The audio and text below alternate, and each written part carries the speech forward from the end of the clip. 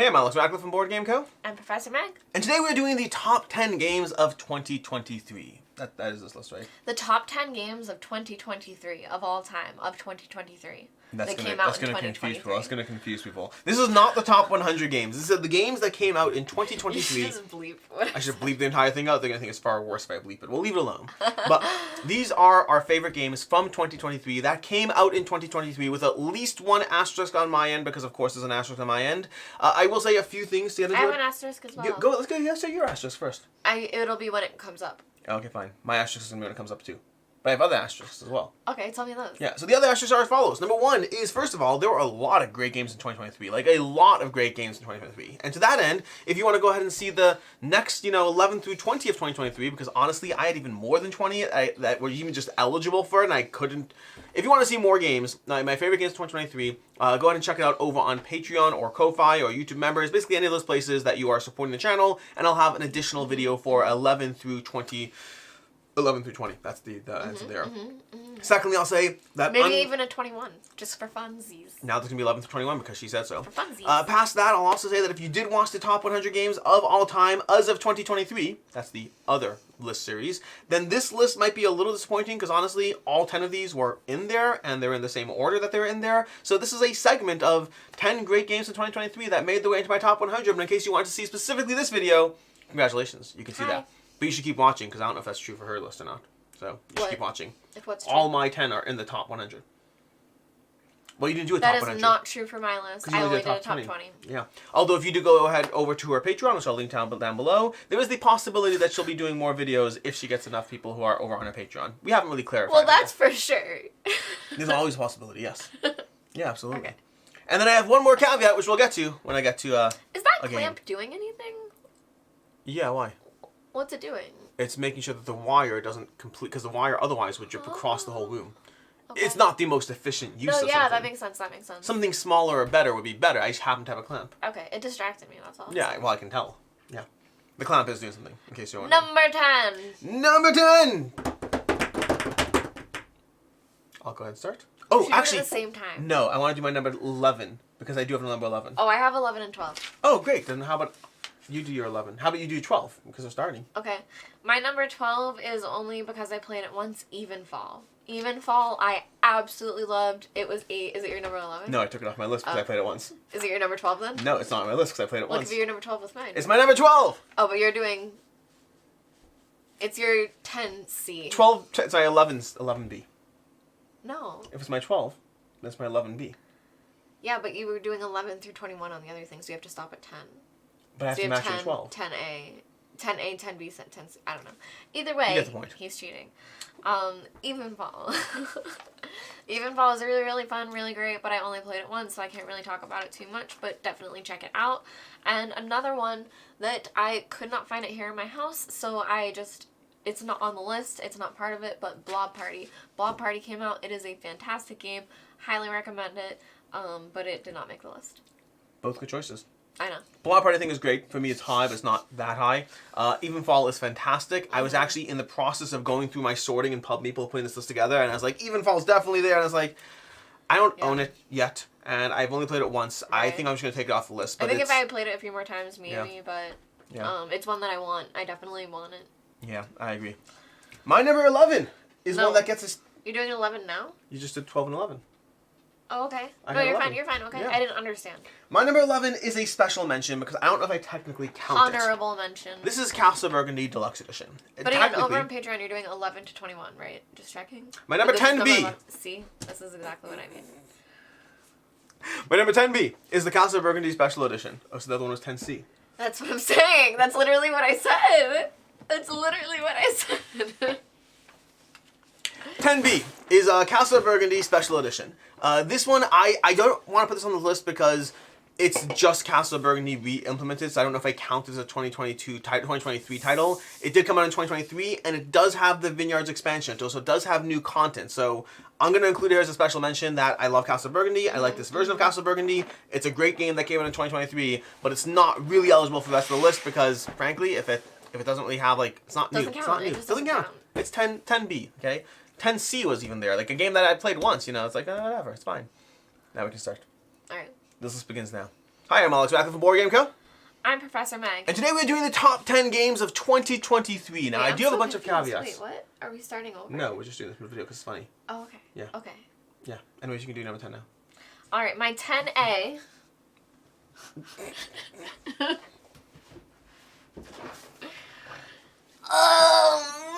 Is Marvel Zombies. Ooh, a good choice. Marvel Zombies, released in 2023. It is a Zombicide game where takes the classic Zombicide things and Marvelifies it, and I love Marvel. I know a lot of people have had like Marvel fatigue. I love Marvel. I read the comics, so a lot of these characters, especially the ones that are more nuanced, I really, really enjoy and I am happy about. So, for me, that is number 10. Now, I really loved seeing these guys as zombies. You've played Deceased too. Yes. And do you like it better playing as the zombie heroes or as straight up heroes against zombies? They have different systems. One has eating the zombies as a power hunger. The other just has power as an economy system. Yeah, I do think being the zombie heroes is fun. I think that's more fun. There's no but there. Yeah, I like it. I'm sending Devin a link to that moment. The way it should have gone is I do think playing the zombies are fun, but I think the superheroes are more fun. There's just no but. Anyways, that's basically... So I personally, I like Marvel Zombies a lot. I personally prefer playing... And Marvel Zombies does it too, not just Deceased. But Marvel Zombies, I prefer playing as the heroes. Like, I like being Iron Man, not Zombie Iron Man. I liked being that. I liked being the zombies, and I like these characters more. I like even the maps more, and the little Easter eggs, like the things in New York. Yeah. You know who likes the game a lot? I like being zombies. AP. I know. We should play more. We should play more. Dear Lord. I should paint this if you let me. There have been a bunch of games I've said sure. I know. I'm not as confident in this one. Try to get your copy somehow. Anyways, that's your number 10. My number 10, on the other hand, is... Hey, how's it going? We're gonna get some barking going on? My number 10 is a game that I've played a lot this year, and it's a game that is Tanares Adventures from Degori Games. This is one that has gone down a bit for me. If you've watched Top 100, I've talked about it, and that's not the game's bad. The game is excellent, it's amazing, it's incredible. I've just played it a lot, and when you sit down to this game, you're sitting down to a 3-hour session, which is taxing on you. So it's a game I do recommend very much, but with the caveat that you have to know that you're sitting down for a longer session. I would say setup is actually not that hard. It's actually fairly reasonable. I'd say, yeah, setup and teardown is fairly reasonable, but trying to get all your pieces up and running as far as, you know, remembering what your characters were, what abilities they had, making sure your decks are organized. There is organization required for the box, and it's a 3-hour session, and then playing that for like 150 hours plus this year has definitely brought it down a bit for me. It is a good game, but I've also experienced the things I like, and the fatigue aspects are present. Nonetheless, it is still here. Also, disclaimer, because it is on a top 10 list, that I am doing paid content around the game. I have a full campaign playthrough that I'm doing with Degori Games, so take that into account. But Tanares Adventures, it gives you intricate skirmish campaign gameplay. You could play it skirmish, you know, head-to-head with anywhere from 2 to 4 players per team. Well, anywhere from 1 to 4 players per team, I guess. And then past that, the campaign mode is the way I primarily play it. I've played the skirmish mode for, I guess, Arena of the Contest, and Tanares Adventures is more the campaign. I've been going through that. I have a ton of positive things to say about the campaign as far as the differences. Every single game feels different. Every single game has a little mini puzzle as far as the things that make it different from the other adventures you're going to be going through. The characters are incredibly intricate. It makes you feel it's a very satisfying experience when you manage to, like, outwit these enemies, because they are strong. These enemies, this is not like a Marvel Zombies where you're taking down hordes of enemies. You're taking down powerful enemies who will sit there and they have tons of health. You have to tactically get rid of them, and there's tons of them. There's still lots more of them than there are of you, and being able to manipulate the battlefield, utilizing your abilities, trying to like get them to step onto those spikes and push them into the fire and make sure that when they engage, they fight you, but not the person next to them, which means they take reaction damage. All these little tactical rule stuff results in a very clever experience. That's Tanares Adventures. Yeah, I really enjoy that aspect of it, that so many things will affect other things and you kind of use everything at your disposal. Yeah. You mostly solo this, right? I have played with more people, but I mostly solo it. And I think I prefer it solo, primarily for similar reasons to Marvel Champions, where I feel that when I'm playing at multiple players, I kind of want to alpha player everything, because it's all about those little minutiae matter. It's like, well, if I actually move here, then they'll attack first. And I usually, when I'm playing myself, I'm like I'm triple guessing everything I do. And so I think if I do it with somebody else, I'd either want to alpha player and not be able to. It's hard to like back up after you've been doing it so long. I've been doing it for so long by myself that I think it would be harder. Yeah. My number 9 is this little baby, For Northwood.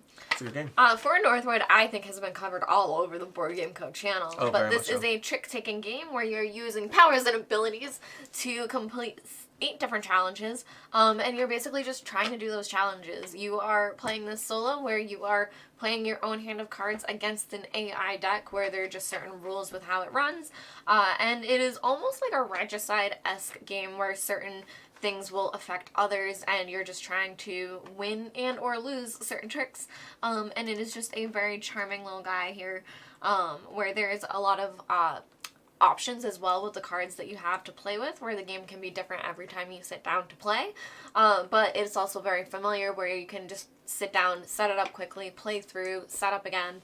Yeah, very, very great guy, especially his little books. Any asterisks around this game? For me, I'm not sure. I know that you really love it. I'm not sure if I'm, like, super wooed with it. There are a lot of games that I like that are small that I can throw in my bag and take somewhere, especially airplanes. I think I would still prefer Rolling Realms over this. So, you know, different things for different people and what you enjoy. I'm really, really charmed by it. I really like it, but I don't love it. Cool. Yeah. My number 9 is a Stonemaier title, and it's Apiary. Oh. You still want to play it, don't you? Yeah. Anyways, Apiary over here is a bee placement game. It's a bee placement game. That's what it is. It's worker placement with bees that rotate up and... It's a bee placement. That's all. It's got you know, just like every other bee placement game. You place them down. They're workers. They escalate in strength, and then you recall them. You get a recall turn. You get benefits, which is a fun little mechanic that's present in other games. But past that, the game is going to have a lot of tiles that are going onto your board. There's different types of tiles, and there's 6 bee placement. There's 6 bee placement areas on the game. I think 6, maybe 7. But either way, you're trying to go ahead and gather these tiles to build out your board, to get the one-time use abilities, the ongoing powers, and the scoring from those tiles. Meanwhile, you have these frames that are going to go into the board to get more room for tiles. You have these seed cards that are going to go under your board that can give you ways to score. And the whole thing comes together very nicely in a game that my first play of Apiary, I enjoyed. But so it beautiful. did get better every single play because, well, I mean, it's designed by, it's art by Kwanchi Moria, who's amazing stuff. But it is like... It's really, really good. It's a game that, the way I best describe this one is, I don't think it does any one thing different or new or interesting. It's really a game that just feels like the sum of a bunch of parts put together in a singular package that works really well, gives you a lot of variability. It's designed by Connie Vogelman, who is the designer of the upcoming Wormspan. I was gonna say Dragonspan. Well, I made a joke. What was the joke I made? It was... Not Wormspan, it was... Oh my gosh. I think it was Winglings. Aww. I think my week in review, I titled it, like, you know, New Winglings. Because instead of Wingspan and Wormlings, I did Winglings. I think Winglings is a good title. That's the expansion. The expansion coming from Stonemaier Games. Winglings. A Wormspan expansion. It actually works. Something that I think is just like a little interesting for us to know is I'm going to predict, Alex, that there are 2 Stonemaier titles on your top 2023 list. No. And I also have one publisher show up twice. Let's see if Alex can guess what publisher I have show up twice on this list. Well, if you got really fun questions, there's another publisher who has 2 titles on my top. Oh, well then it's probably the same as mine. Maybe not. Now I'm intrigued. Maybe not. Anyways, your number 8? 8. My number 8 is my asterisk. So this game, I believe, is technically a 2022 title, but I don't think it was even available in the US until 2023. And it's My City Roll and Build. So that's the asterisk I had around For Northwood. For Northwood is that's true. technically That is true. a 2019 title, but it was a print and play in 2019, and then it was delivered in 2023 for the by Sideroom Games. Yeah, so this was only available in 2023 to be able to play, so I'm counting it on my 2023 list because it would be a shame not to count this on a top list. My City Roll and Build, My City is a game that I absolutely loved. I played a ton of it, and I think at this point maybe I'm tiring a bit of it. There's also My Island, which I'm having a lot of fun playing, but I'm not rushing through it like I do with some legacy games. And My City Roll and Build, I have played through the full campaign, I want to say 3 times now, and I'm in my 4th one. So I really, really enjoyed this one. I really enjoy roll and writes. This is a quick, snappy version. Again, look at how big this box is. Again, talk about affordability. This one I just think is really, really great. It takes the basic My City world. If you guys know, it's polyomino, where you're trying to place different shapes within your different grids, and everyone's just trying to do it in the best way possible to score the best by the end of the game. Yeah, I absolutely loved this. Do you rank this higher than my city now? Yeah. Interesting. I currently... For accessibility, price, replayability, the amount of times... I'm just going to show you guys. The amount of times that you can play this. Look at how many pages there are. Oops. Yeah. Look at how many pages there are. So you can play through this so many times that I just think for that alone, this is a better experience. So I think my city's currently the better game. But I do agree that this one, because it's newer to me, I think you've played it more than I have. I think I'm like 2.5 games into it, 2.5 campaigns into it. I don't think I've lost this game yet. But I do think that my city is a better game, particularly because of the planning elements. You can plan around it more, and this is a little bit more chaos. And I like that. So, which is fun. Yeah. And I'd say right now, I think because you're rolling dice that generate the different pieces, you actually don't know what pieces will ever show up. You might never see a certain pattern with a certain shape, whereas in my city, it's all polyomino pieces, so you know exactly what's going to show up. I think right now, I currently want to play my city roll right more, because I've played my city 200 times in this 40 times, individual play sessions. And so I think I prefer to play this right now, but I think I still prefer my city overall. But I could, we'll see what happens. I want glass dice. What are the dice from it? Yeah, I'm sure Cosmos will do that for you. Somebody, let me know. Anyways, that's number 8. My number 8 is also a small box game. This one, actually, from someone who probably would do glass dice. Ooh. This is going to be 20 Strong from Chip Theory Games, a game that I've really enjoyed, and also weirdly enough, a game that I actually like the Too Many Bones deck the least from the deck so far. So far, this 20 Strong is a dice rolling game where you have 20 dice. You're using those dice to power through a sequence of various henchmen or enemies until you eventually go to the end of the scenario and take down the big bad or not. The problem is your dice effectively are your stamina, and you're slowly running out of stamina. You're not recovering it as fast as you need unless you can buy your way into the right upgrades. I still like Solar Sentinels, the base version of it, the best, despite not being attached to one of their IPs, but I think it's the best one mechanically. I do like it with the missions a lot, pace game on its own. I definitely like the missions. I also like the Hoplomachus bouncing around from location to location. I like that a lot. And the Too Many Bones one, I enjoy, but it's my least favorite so far. I think you have the least agency. You can't retreat from a fight. You can't choose where to go as much. You kind of have to go through it. And I find that as much as I like the characters in it and the flavor to a game I love, it is my least favorite, but still one that I enjoy. I'm very strongly looking forward to Tanglewoods coming up soon. Because I want more decks in this, because I've played through this one a lot, and I'm having a lot of fun with it. That's going to be 20 strong. Art. Yep. 7. Okay. My number 7, I'm going from my little tiny boxes to a very big box. I wonder if you have My Island. There's no way you have My Island in your top game. It's 2023. Hoplomachus Victorum. I wonder if she has 20 strong in here. Because you have a publisher that has 2. Do you have another publisher that has 2? You said you have a publisher that has 2 games. Yeah. I wonder who it is. It could be 20 strong. Because that's another 2023 title. It could be... I don't know. Keep going. Keep going. Hoplomachus Victorum. This is a mostly solo, should be solo, game where you are playing through different weeks before Mount Vesuvius erupts. And you are doing that traveling around the area. I'm trying to guess what I don't want to... You're traveling around on a map.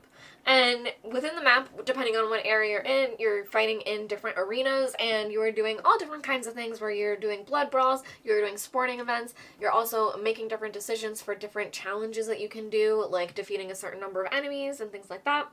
And you upgrade your person more and more until you fight the Scion. And for games of 2023, I really loved this one. I would say for my top games, it's not up there as much, but for the games that this past year that I played through, I loved what I did play of this. Yeah, it's a weird thing this is a 2023 title, because I think we played it in 2022 originally. Right. At Gen Con. Then they had delays and this and that. Yeah, I like this one. I like Hoplomachus Victorum. Yes. My number, what are we up to, 7 over here? My number 7 requires some, over here. Here we go. Masters of the Universe, Clash for Eternia is my number 7. This is a solid game from Command Games that I have not played enough, but I have played and enjoyed this one a lot. This gives you a ton of powers and abilities in a head-to-head skirmish game, effectively, where you're operating around a set of goals. Maybe you're doing an escort map. Maybe you're just trying to kill each other. But you have a set of goals around the map, and then you're going through the scenario utilizing tons of powers and abilities against a kind of evil overlord character. So as the good guys, and the good guys are weird because you can do either side. You can have either side be the good guys and either side be the overlord. But as you spend power, the overlord character gets that power. So every time I want to take an action, I have to think about the fact that I'm giving you the tools to take that action too. And then combined with just a ton of powers and abilities and an absolute ton of unique characters with a generally just solidly rewarding skirmish game that gives you a lot of agency, and most of the stuff is not just kill people, which I tend to like in skirmish games. If you just like kill people, I find there's not enough nuance to that, and you end up closing the distance, hitting each other, and whatever. I like skirmish games that give you other things going on. Like, okay, great, I could try to kill you, but I also need to get that guy across the board, and so I like that extra puzzle. Almost and like this capture really, the flags. yeah, I like it a lot. I think Master of the Universe from Quan Games is a fantastic experience that I was pleasantly surprised by this one. I'm not a Master of the Universe fan, and I wasn't expecting a lot until I realized that they basically baked this game onto the bones, the framework of the Rule of the Smog, Rise of Moloch, which is absolutely fantastic. Yay! You're number 6. Number 6. From a big box to a small box. I also have There 20 we go. strong in my list. 20 strong is, again, such a delight. I love small box games that I can throw in something and take around with me. This is something that traveled with me quite a lot last year, and I just think it's very clever. Also, like, this is the size. When you want, if you want one, this is the size. With the expansion, so this is all you need to take with you, and you can put a single deck in. That I think I actually have the Too Many Bones deck inside of mine right now. But yeah, I just think it's very compact, and it's a very clever puzzle, and I, again, love dice rolling. That I love the dice that are in it, and the choice that you have. That I think Alex kind of said this, but the dice have different successes depending on how you upgrade them. So depending on which dice you use and choose to spend, you're using them, but you do have higher chances of succeeding, but then it's spent and you have to recover it back. And I just think that dice management system, in the beginning, it can be deceiving and you can seem so hopeful, and by the end, you have nothing and you're not sure what you can do. And it's just very fun how you get there and through the journey. It's a good choice. It's a good one. My number 6. 6? 5? 6. My number 6 is one where I wonder if it's your number 1. But for me, that is Ticket to Ride, Legends of the West. This is my number 6 game of 2023, an excellent experience that gave you 12 campaign games to go through as you go through a sequence of slowly building out the map of the North, the Midwest, the U.S. over here. You're building out the map of it. You're using familiar Ticket to Ride mechanisms, but with interesting things that are unlocked every single game you play. Without going into too much spoilers, there's just sections, there's a degree of choice as far as how you unlock sections, and they keep adding new things. It gives you, to me, I haven't felt this strongly about a Legacy game since playing the original Pandemic Legacy, in the sense that a game that really keeps you invested every single game, makes you want to dive into the next one game after game. No parts of it are perfect. Just like any Legacy game, I have complaints about certain things, the way they were done, but overall, I think it's excellent, and this is one where I genuinely, like, when I finished playing this one, like, well, again, when I finished playing it again, I guess, because I played through the whole thing, this is one where I would consider using the entire map with the people I played it with, like, with the same game group. You know, I would play that map again, because I like to try it in general. Play the final version. The final version kind of pulls back from all the things you got added, and kind of goes back to, like, mostly normal Ticket to Ride, but with some changes. I don't know if maybe I would. I don't know. I might play the final version, which is more than I've said for any Legacy game until now. Usually I'm always like, I'm done, next one, fine. But that's Ticket to Ride, Legends of the West. Lovely. Your number 5. My number 5, Do you need a game for me? Yeah. What game do you need for me? The Witcher. Yarr. Surprise, this might be coming up later. Oh my gosh, why didn't you bring just a cover? I grabbed it. Oh, because stacking games. It's easier. Oh. Also, I assume you have Legends of the West in yours, but there's one game I have that I need from you, but I assumed you'd have it first, so that's the order. The order matters. This one I assumed you would have before me. You would have lower down. Okay, so this is The Witcher Old World. This is from Go On Board, and this is a game in which you are playing as the different Witchers of the Witcher universe. You may know it from the Netflix show, or from the books, or from the video games. But you are playing as the different Witchers, and you are going around interacting with the map, trying to do different things, and you are working for these points that you are trying to destroy different monsters, possibly fight other Witchers, complete certain quests, and do certain things that will make you feel like you're really moving around the board, I guess, in a purposeful way. That I really like when things like this give you a journey that you're playing through with your character, that I think, especially with the quests, it kind of pulls you from one area to another, and the spots that you land on are the actions that you take. So it kind of also, you want to optimize where you're going, both for what you need to be doing, but where you want to land for what you also get because of where you're landing. I enjoyed it a lot. I think it was very fun. I would like to play this one more. Oh, I'm happy to. Yep. I'm happy to. Yep. I would be AP's happy coming. to Add it play to the one. list. All right, here, do you want this back? Yeah. This is not coming back later at all. I'm just gonna leave it here. Not coming back here at all. My number 5 over here is Sankore, which I don't know if you've seen this one in person, but if you've heard me talk about this one. Sankore over here, it's beautiful. I love the box. I love the artwork. I love the table presence. I love everything about this game. Sankore to me is an end of year hit. I played this one, well, recently. I mean, I played it a bunch of times already, but I got this, I want to say, was it late November or early December? Maybe early December. I want to say it was early December as far as getting this one and tabling this one and having a lot of fun with this one. But it's an intricate Euro game.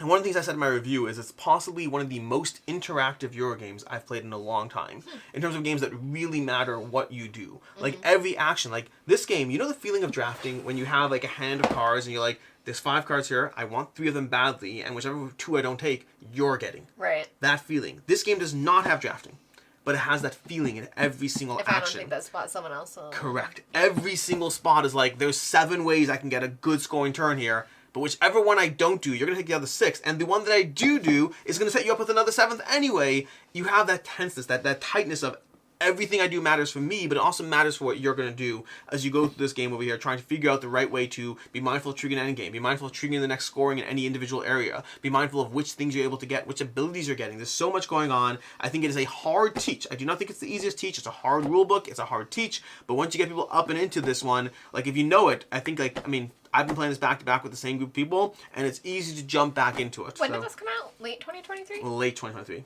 Yeah. It's 2023 title. I played Yeah. it, but yeah, late. There's actually one. I wasn't sure if it was late to you or just late in general. I had one on my top 10 that I kind of put into the top 10, but then I realized it's not really 2023. I just happened to get it in 2023. So it's not really. Anyways. You mean besides for Northwood? No, I'm saying there's one that's a 2024 title. That I got in 2023 because I got an early copy. I was like, I can't include that. Make sure you include it next year, maybe. Yeah, we'll if see. it deserves it. Assuming it doesn't go down. You're number 4? Are we sure? Yep. Yeah, you're right. Number 4. I think this is the one that you want.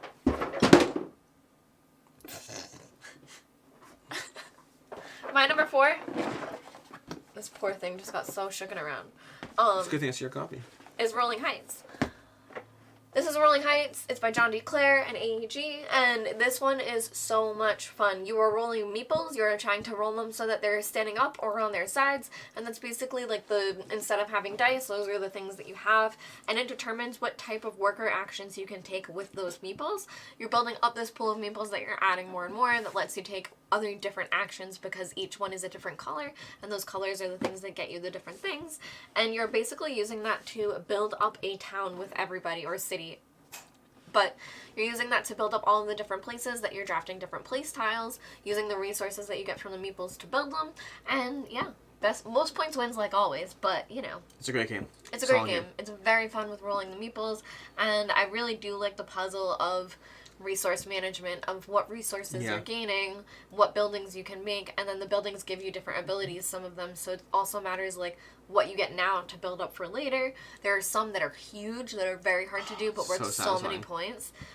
Very cool. It's a great game. If you want to see this and 10 other titles, make sure to go check out my Patreon or Ko-Fi for my 11 through 21. It's not on the list, but it's close. Although for my number 4... Oh, I know what I'm going to give you. No, you look down, so then you don't. My number 4... No, of my thing. I know what you want. Is going to be Marvel Zombies. Oh. That's my number 4. You can leave it here. It's all good. Okay. Marvel I Zombies. was literally going to pull it out. Marvel Zombies is excellent. It's my number 4 game of all time for 2020. Well, not wrong. It's my number 4 game of 2023. I think Marvel Zombies does a great job iterating upon the Zombicide genre. To me, at this point, I have 2 Zombicide series in my collection. I have the Marvel Zombies and Disease, and then I have the whole Black Plague, Green Horde, White Death, which technically means I have 5 Zombicides, but it sounds better if I say only 2.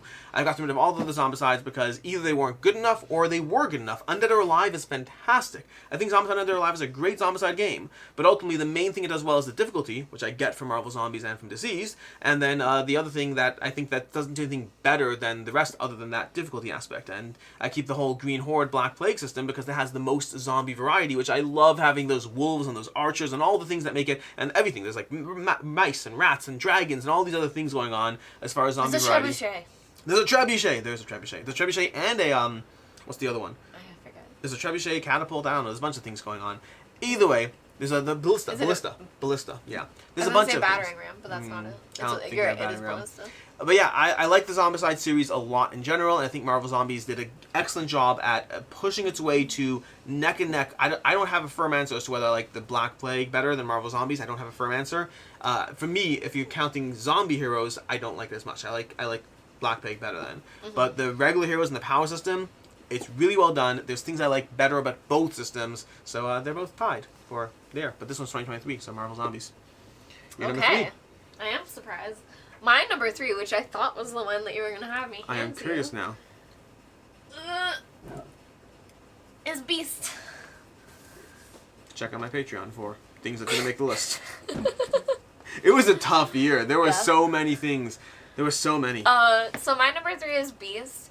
Beast is a hidden movement deduction game where one person is playing as the beast and then everyone else is playing as the hunters that are trying to find the hidden beast. And I think that this one is very clever with hidden deduction compared to something like Mind Management, which I also love, so they're both great games.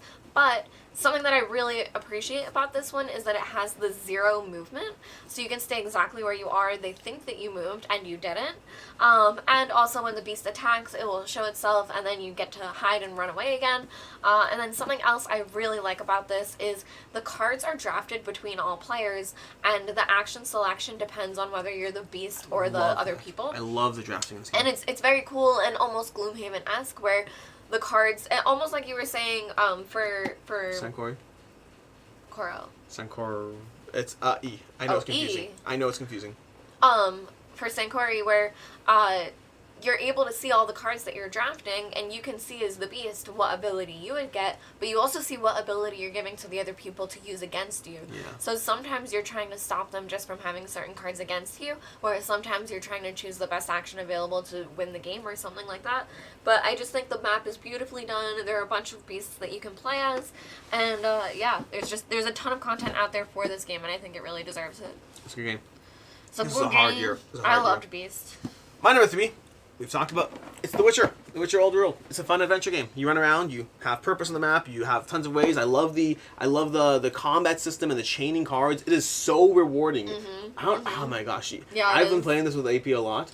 It's some of the times on your turn when you're fighting each other, some of the combos you get off, it's like so rewarding to be like, I do 6, 7, 8 damage, also discard 2 cards, and I'm gonna drop to a full hand size and max health. And you're like, what just happened? And you're like, I built a good combo and I got lucky.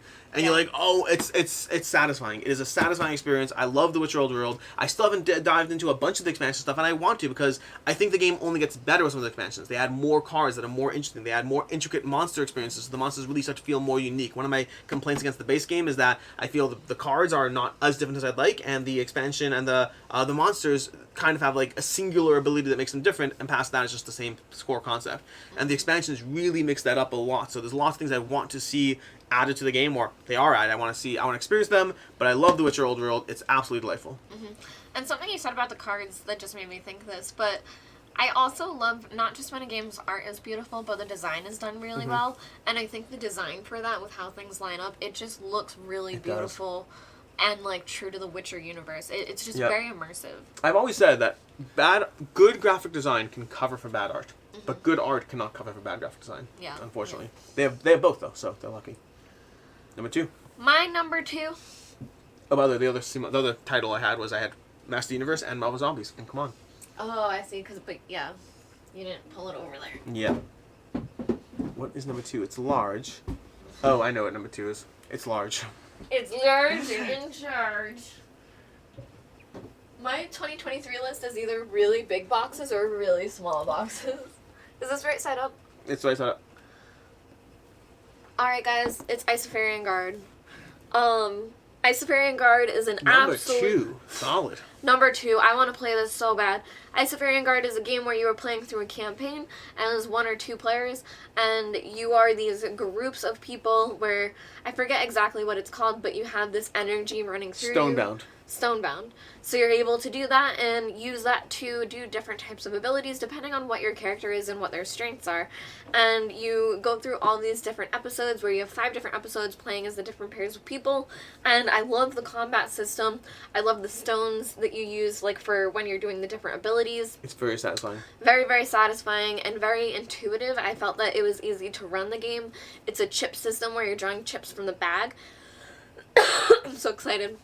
From the beginning when I played this, I had like very light rules to teach, and I was able to just play it smoothly. So this is a game that there was definitely complexity in the decisions and the things that you're doing, but it is so intuitive for the gameplay that I just think it's so well done. I love games like this that are campaign, co-op, or whatever, going through a map, exploring a story, and this just does it so well. Yeah. It's one of the only games ever that the only way I'll play this is with the full audio and everything. I'm not flipping through the rule book trying to get to the next section. I am like sitting back, putting on the 8-minute foreteller and just listening. Can you send this here right now? Absolutely. Does it look like I have room? Well, over. It's going to hit wires, literally wires. No, it's not. It's in it. Okay. My number 2 is the second Stonemaier game, as Meg predicted, and that is Expeditions, because it's not a surprise, but I've been talking about how much I like this game, and I, shockingly enough, really like this game. Expeditions for Stonemaier Games, I think it's absolutely a ton of fun. I think it gives me a solid general Euro game with a ton of card variability. To me, one of the games that this felt very similar to when I first played it, and at first I thought I was crazy, like, not crazy, at first I thought I was like, oh, that's a weird comparison, but it turns out a bunch of people had that same feeling or thought, but it feels like Vindication for me. I like how you're doing the hand movements, because I usually do that, and you're complimenting for it. So oh, great. no, I was just trying to make Expedition. Oh, you're doing Vanna Whiting. Yeah, Vanna Whiting. To me, it feels very similar to Vindication, which was my number 1 game of all time. In case you missed that video series, you can watch that. But I think Vindication is fantastic, and Expedition is going to be the same vibe as a core concept, and then it's all about moving around this map and utilizing the different cards to be able to power your way towards the top. I love it. There's some small elements that are, small critiques about it that I don't necessarily love as much. The whole corruption system feels a little weird, but ultimately it does do the job and it does work, and so I like Expeditions a lot, and it's my number 2 game of 2023. This one I gotta play more. I really enjoyed what I played of it, but I just need more plays of it. We can make that happen. I have not had enough. Alright, are we doing number 1? Number 1. Okay, can I also say, though, I felt bad not including this one. I still feel bad not including it. Sagrada Artisans was really fun. Sagrada Artisans was really good. I felt bad about it, but I was like, it's not gonna hit, but... Weirdly enough, in a top 10 list, you can only fit 10 games. We managed to do like 12, but that's already pushing it, so... Yeah, so, now I'm adding another. My 10F is Sagrada Artisans. What's your 10D?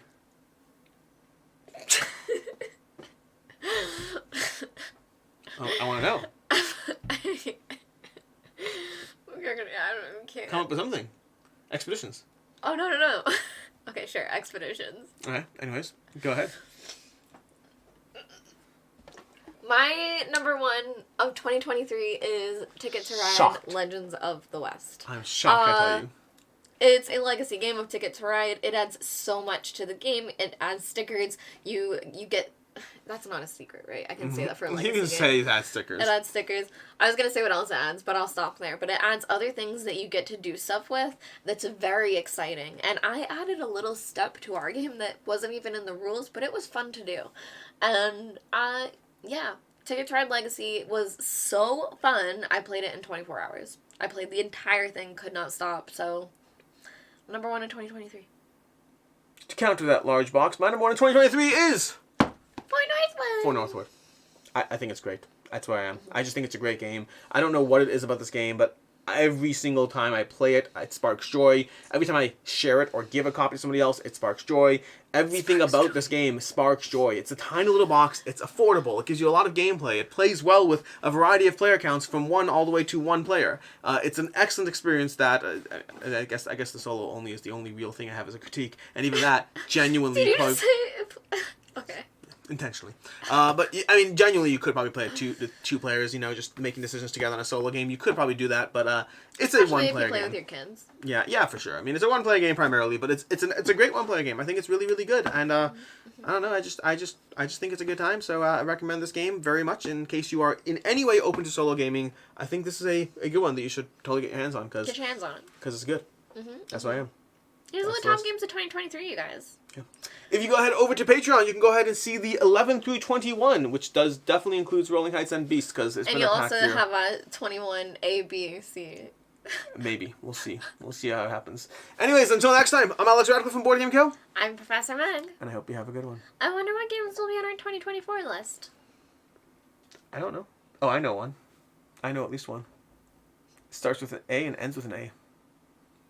Agricola.